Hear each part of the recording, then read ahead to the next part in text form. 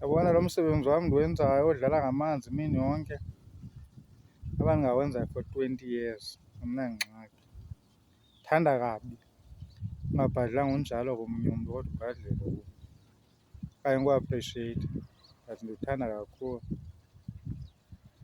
Uyabona everyday ndidlala ngala manzi, ndibukele indalo, ndibukele iintaka, ndibukele yonke nje into efanuba ndiyibukele kungekho mntu undiphazamisayo. Ngoba usebenza nabantu kuyaphazamisa, abantu bayaphazamisa.